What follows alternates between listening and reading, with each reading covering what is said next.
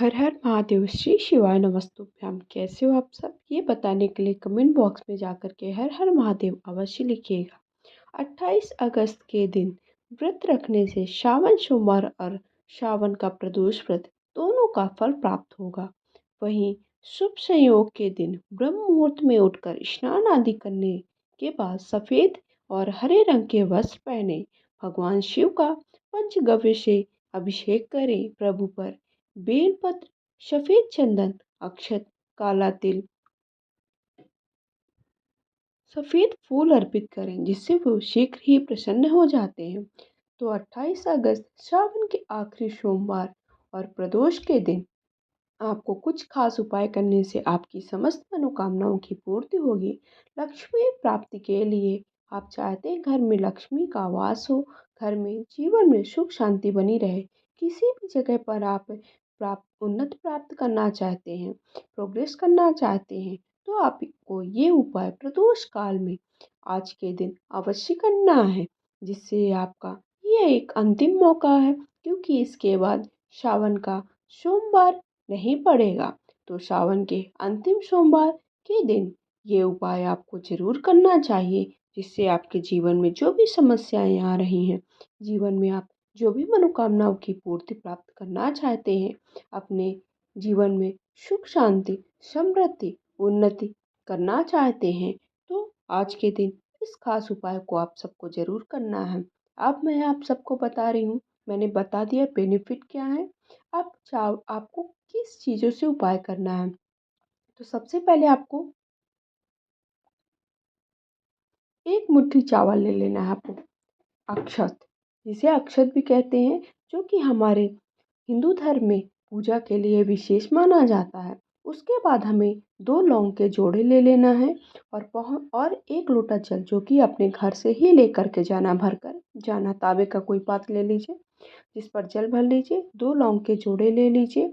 लौंग हमारे जो भी तंत्र साधना होती है, उसके लिए विशेष महत्व रखते हैं। अक्षत हमारी पूजा में पूजा को सफल बनाते हैं। तो हमने एक लोटा जल ले लिया और थोड़ा सा चावल ले लिया, एक मुट्ठी। तो हमें चावल का क्या करना है, इसकी एक पोटली बना लेनी है। सफ़ेद कपड़ा ले लीजिए, उसकी एक पोटली बना लीजिए और शिव जी के मंदिर में जहाँ पर जल गिरता है जलाधारी से, वहाँ पर इसे रख देना है। उसके बाद इसे वापस लाकर अपने घर के मंदिर पर रख देना है। इस उपाय को करने से आपके घर में धन संपदा की कभी कमी नहीं होगी। जीवन में हमेशा लक्ष्मी का वास होगा। घर में जो भी आपके पैसा रुपया होगा, वो रुकना प्रारंभ कर देगा। चाहे वो बीमारी में पैसा जा रहा हो या फिर किसी और कारण में पैसा जा रहा होगा, वो रुकना प्रारंभ कर देगा। ऐसे बिना किसी भी कारण से कहीं पर भी पैसा नहीं जाएगा, आपका पैसा दिखेगा।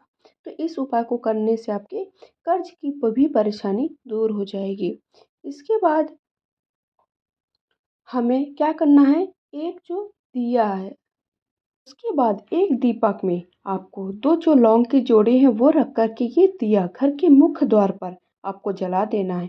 इससे लक्ष्मी का वास होगा। साथ ही साथ जो नकारात्मक एनर्जी होती है, जो निगेटिव एनर्जी होती है, वो घर पर कभी भी प्रवेश नहीं करेगी। तो इस उपाय को भी आपको प्रदोष काल में करना है, शाम के समय, रात्रि होने से 45 मिनट पहले और 45 मिनट बाद तक। अगला उपाय है दुख दूर करने का। वो चाहे किसी भी प्रकार का दुख हो, चाहे वो कर्ज से जुड़ा हुआ दुख हो, चाहे किसी बीमारी से जुड़ा दुख हो, या फिर आप जीवन में किसी भी समस्या से जूझ रहे हो, उस दुख को दूर करने का उपाय है आपको नंदीश्वर महादेव का नाम लेकर ये उपाय करना है।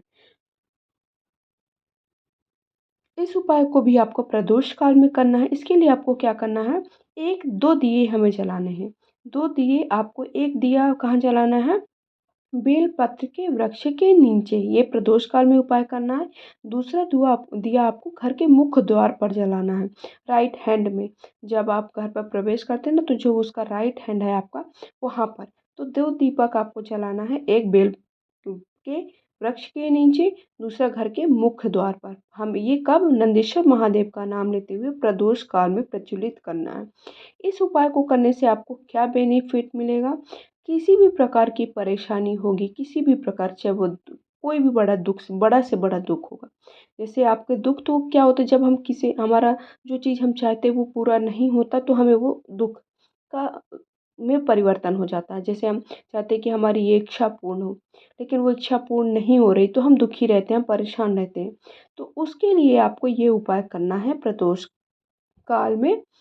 कब करना है? 28 अगस्त सावन के अंतिम सोमवार के दिन करना है। 2 आपको दिया जला देना है घर के मुख्य द्वार पर। नंदीश्वर महादेव का नाम लेते हुए श्री शिवाय नमस्तुभ्याम मंत्र का 11 से 21 बार जाप करते हुए आपको ये उपाय कर लेना है। तो मैंने दूसरा उपाय आपको बता दिया। दूसरे उपाय में आपको क्या-क्या सामग्री की आवश्यकता हुई? घर का मुख्य द्वार चाहिए आपको, जहाँ पर आप दीप प्रज्वलित करोगे। इसके बाद बेल का वृक्ष होना चाहिए जो थोड़ा-सा बड़ा होना चाहिए, जिसकी छाया आपको मिल सके। उसके बाद 2 दीपक आपको चाहिए गोल बाती के। कैसे चाहिए? गोल बाती के। आप चाहो तो घी के जला सकते हो या फिर आप तेल का भी प्रज्वलित कर सकते हो।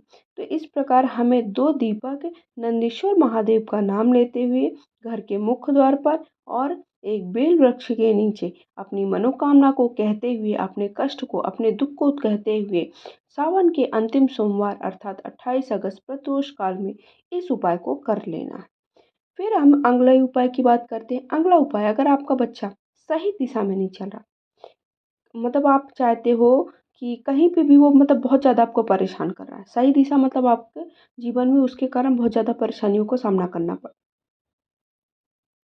तो आपको इस उपाय को करना है कि जब अगर आपका बच्चा आपकी बात नहीं मान रहा, आपकी बातों को सुनता ही नहीं है, आप कहते इधर चलना है, वो जाता उधर है, मतलब गलत-गलत जो संगतें होते हैं उनमें फँस गया है, गलत सब चीज़ें करने लगा है, गलत मार्ग में चला गया है, तो आपको पिपलेश्वर महादेव का नाम लेते हुए गोल बाती वाला 2 दिया, 1 दिया आपको प्रज्वलित कर देना है।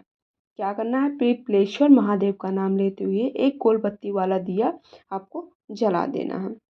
तो आप पीपल के वृक्ष के नीचे जाइए। प्रदोष काल में आपको एक दिया गोल बत्ती वाला जला देना है और आपकी जो भी कामना है वो भोलेनाथ से कह देना है। पिपलेश्वर महादेव का नाम लेते हुए श्री शिवाय नमस्तुभ्यम मंत्र का जाप करते हुए।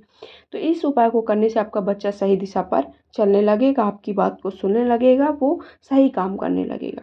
तो इस तरह से मैंने 28 अगस्त सावन के अंतिम सोमवार अंतिम मौका है। प्रदोष काल में ये उपाय करने से आपकी समस्त मनोकामनाओं की पूर्ति होगी। जो भी आपके मन की इच्छा चल रही होगी पूरी होगी।